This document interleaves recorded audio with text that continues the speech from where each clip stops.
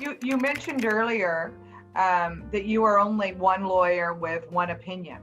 Yep. And I also recommend that people talk to more than one lawyer, and also to discover and interview about process.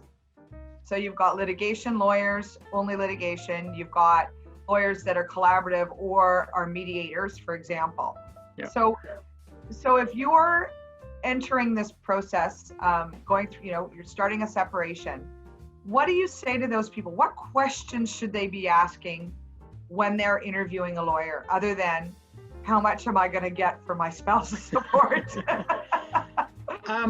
I think it's important probably to talk about negotiating styles. It's one thing to ask, someone, I take a rather reasonable approach to things, not a big secret that I'm going to really reveal to my colleagues, but I'm not going to ask for the moon if the moon is not achievable. There's just no point. I'm wasting everyone's time and money and energy doing that.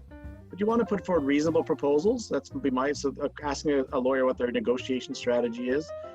Again, I think just being upfront about being an active part of your case. As I said before, when we started, I see my role as being their advocate, but I can only advocate what they share and what they ask and what they want. So, I can't be left to guessing, and hopefully they need to become an active participant in their file by from day one, asking questions, questioning. I guess every lawyer is a bit different.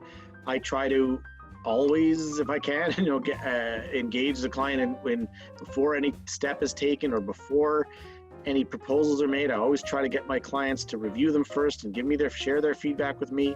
I would hope most of my colleagues are doing that. I believe most of my collaborative colleagues certainly are doing that. So I think if the client comes to not just an initial session, but even later on, is always being an active part of the case, ask questions and also provide what's asked for. I think the other frustration sometimes for lawyers is, where costs get expensive is the lawyer's time. So if I have to continuously chase something down, or I have to continue, if I'm asked to review financial statements and things like that, that may not be the best use of my time as a lawyer.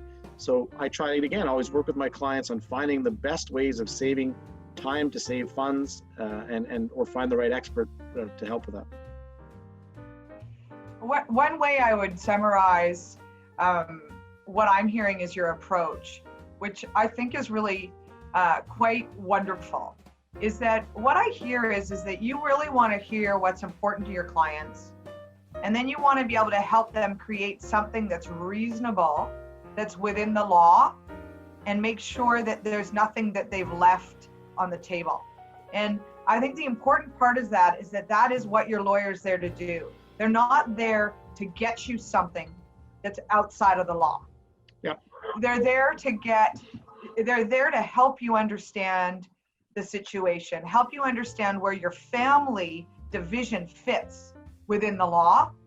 But really, for most people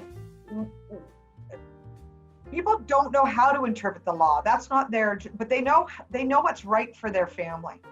And I think that a good lawyer can translate what's right for their family into an agreement that meets the legal tests and also is going to provide for the family.